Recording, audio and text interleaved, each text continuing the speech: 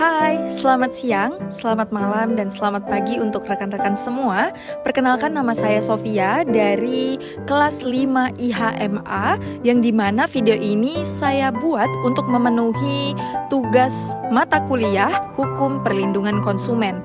Nah, di video kali ini saya akan membahas tentang perbandingan penyelesaian sengketa dalam permasalahan hukum perlindungan konsumen antara negara Indonesia dan negara Jepang. Maka berikut videonya. Perbandingan penyelesaian sengketa cross-border e-commerce negara Indonesia dengan Jepang. Nah, tiap negara untuk melindungi masyarakatnya yang sebagian besar dalam pandangan transaksi online ini merupakan konsumen yang dimana memiliki sikap yang berbeda mengenai perubahan yang dibawa oleh boomingnya transaksi secara online.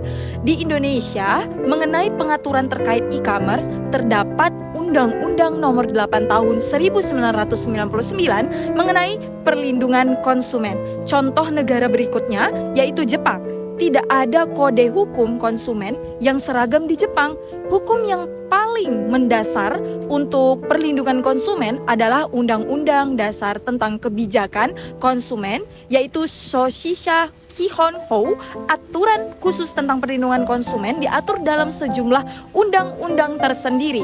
Sebagai contoh, ada undang-undang yang mengatur bisnis di sektor industri tertentu, misalnya undang-undang transaksi komersial tertentu. Nah, selanjutnya ada undang-undang penjualan cicilan dan juga undang-undang khusus dalam kitab undang-undang hukum perdata, misalnya undang-undang kontrak konsumen. Nah, dan juga ada undang-undang tanggung jawab produk, dan diantaranya seperti yang berhubungan dengan undang-undang yang mengatur bisnis di sektor industri tertentu. Oleh karena itu, penting kita untuk memahami interpretasi ini agar dapat memahami isi undang-undang dan peraturan dengan benar. Umumnya pada kontrak akan dimasukkan klausul choice of law atau pilihan hukum. Tetapi sejumlah loka pasar atau marketplace seperti Amazon.com pada klausul condition of use yang diumumkan Amazon.com menjelaskan bahwasanya untuk semua jual beli yang dilaksanakan berlaku the law of state of Washington sebagai pilihan hukumnya.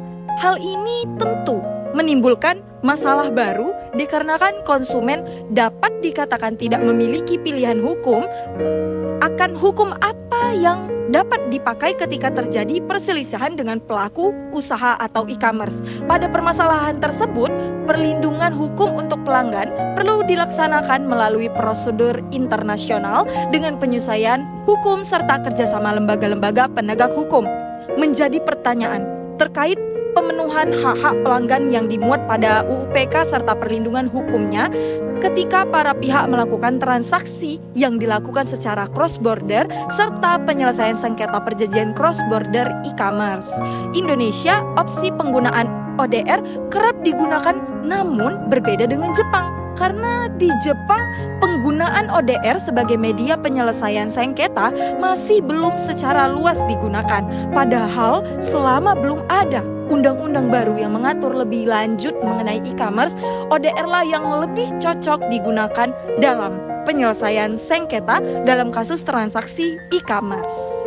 Maka pokok permasalahan yang akan saya bahas kali ini yaitu bagaimana sih perbandingan dari cara penyelesaian sengketa antara hukum negara Indonesia dan Jepang dalam transaksi cross-border e-commerce.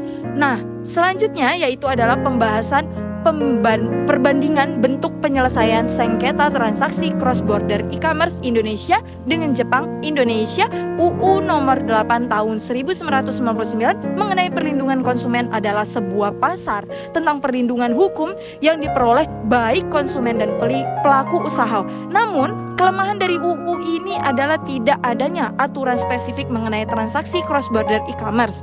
Kelemahan ini menimbulkan perselisihan sengit antara konsumen dan pelaku usaha dan tidak sedikit memilih jalur hukum berupa litigasi dan non-litigasi. Menurut UU TE, penanggulangan sengketa bisa dilaksanakan dengan mengusulkan gugatan pada pihak pelaksana transaksi online. Sementara itu, metode penyelesaian sengketa konsumen yang dilaksanakan di luar pengadilan ada 3 cara, yakni konsiliasi, mediasi, dan arbitrase. Pilihan penyelesaian pertama kali dilakukan oleh pelanggan apabila sebuah transaksi tidak berjalan dengan baik, ialah mengusulkan pelaporan dengan cara metode penyelesaian pelaporan internal pelaku usaha yang dituju. Apabila metode tersebut tidak berhasil, UUPK menyediakan 2 metode, yakni metode litigasi dan cara pengadilan serta metode alternatif penyelesaian sengketa dengan Badan Penyelesaian Sengketa Konsumen atau BPSK.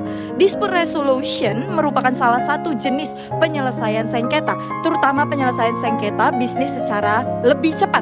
Hal ini dikarenakan perkembangan bisnis di Indonesia senantiasa berkembang sehingga sudah menjadi kebutuhan untuk terdapat pengaturan penyelesaian sengketa bisnis yang cepat.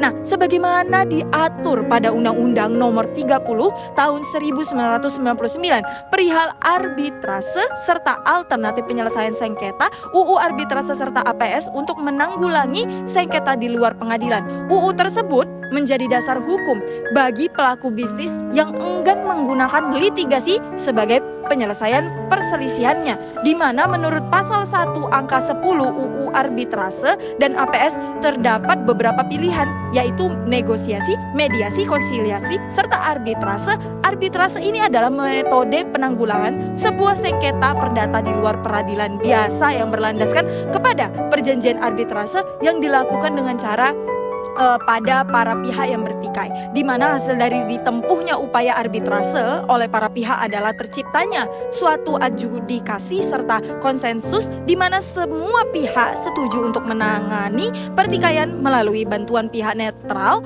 untuk membuat sesuatu keputusan melalui adjudikasi privat. Arbitrase banyak dipilih oleh para pihak karena prosesnya lebih cepat sehingga dapat memenuhi rasa keadilan. Dalam hal penyelesaian sengketa transaksi elektronik yang bersifat online terkait cross-border e-commerce belum berkembang secara baik dikarenakan BPSK atau lembaga alternatif lain belum memakai metode online untuk menanggulangi pertikaian. Pelanggan diwajibkan harus melaksanakan konsiliasi, mediasi maupun arbitrase secara umum. Hal tersebut sebenarnya tidak pantas dikarenakan negara yang lain sudah menciptakan metode penyelesaian sengketa dengan cara ODR atau online dispute resolution agar bisa memajukan prosedur alternatif penyelesaian sengketa untuk menanggulangi sengketa pelanggan e-commerce. Mekanisme litigasi yang umum sepertinya tidak sesuai untuk dipilih. Prosedur litigasi pada umumnya memerlukan ongkos yang lebih besar, menjangkau beban administrasi pengacara hingga beban eksekusi yang dijumlahkan bisa melewati nilai sengketa pelanggan. Maka itulah metode tersebut susah dijadikan sebagai opsi oleh pelanggan e-commerce. Mahkamah Agung mempromosikan sebagai inovasi terkait metode gugatan biasa yang dibentuk guna memberi jalan yang cepat, seimbang, serta murah. Tetapi metode tersebut akan memungkinkan munculnya permasalahan pada pelanggan e-commerce yang berada pada tempat yang tidak sama dengan pelaku usaha, dikarenakan mekanisme ini memaksa para pihak yang bertikai tinggal pada tempat yang sama supaya gugatan bisa dikerjakan. Namun terlepas dari fleksibilitas MA yang mengizinkan gugatan sederhana diproses, meski ada perbedaan domisili, para pihak yang bertikai diwajibkan harus mendatangi setiap prosedur dengan cara langsung. Pada persoalan tersebut timbul kekaburan pada perjanjian cross-border e-commerce di mana setiap pihak yang bersengketa berkedudukan pada yurisdiksi negara bahkan hukum yang tidak sama. Jepang, ODR di Jepang terbilang diaplikasikan ke dimensi hukum negara Jepang itu sendiri dengan baik. Meskipun volume pengaduan meningkat dan kepedulian konsumen yang kuat mengenai potensi masalah transaksi, hingga saat ini belum ada yang cukup untuk memberikan ganti rugi yang efektif bagi konsumen Jepang. Meskipun ada beberapa opsi yang tersedia, tidak ada yang cocok dengan transaksi e-commerce. Jalur utama yang tersedia untuk konsumen Jepang meliputi yaitu pertama, proses pengadilan di bawah peraturan pengadilan Jepang. Saat ini para pihak dapat mengajukan klaim untuk kurang dari 600 yang mencakup sengketa e-commerce ke pengadilan gugatan sederhana yang dibentuk sebagai bagian dari pengadilan setempat. Argumen lisan dalam SCT selesai hanya dalam 1 hari. Dalam keputusan hakim disampaikan segera setelah argumen lisan selesai. Keseluruhan proses memakan waktu sekitar 2 bulan dari pengajuan kasus hingga putusan akhir untuk membuat SCT dapat dipahami oleh pihak-pihak yang tidak memiliki perwakilan. Pengadilan menyediakan berbagai macam panduan dan formulir untuk prosedur. Namun, biaya pengajuan membuat SCT menjadi jalur ganti rugi yang tidak nyaman untuk sebagian besar transaksi online. Biaya untuk mengajukan kasus adalah sekitar 4.000 yang hampir setengah dari nilai rata-rata pembelian e-commerce. Selain itu, meskipun panduan dan formulir ini tersedia, pelapor biasanya harus menyiapkan petisi tertulis dan menyerahkan bukti, yaitu buktinya selain dokumen administratif lainnya, yang biasanya dokumen administratif lainnya yang biasanya berarti bahwa pelapor harus mendapatkan setidaknya beberapa nasihat dari pengadilan atau pengacara. Selain itu, prosedur ini dilakukan sepenuhnya secara offline, yang berarti bahwa para pihak harus menghadiri argumen lisan yang diadakan di pengadilan. Nah, kita masuk ke yang terakhir, kesimpulan. Maka tiap negara memiliki hukum yang berbeda dalam mengatur mengenai perlindungan konsumen. Seperti yang sudah saya uraikan dalam video ini, negara Indonesia dan Jepang memiliki peraturan yang berbeda. Selain itu juga, dalam penyelesaian sengketa di Indonesia, opsi penggunaan ODR kerap digunakan namun berbeda dengan Jepang. Karena di Jepang penggunaan ODR sebagai media penyelesaian sengketa masih belum secara luas digunakan. Padahal selama sebelum ada undang-undang baru yang mengatur lebih lanjut mengenai e-commerce, ODR lah yang lebih cocok digunakan dalam penyelesaian sengketa dalam kasus transaksi e-commerce. Sekian, terima kasih. Mohon maaf jika ada salah kata. Wabillahi taufik wal hidayah. Wassalamualaikum warahmatullahi wabarakatuh.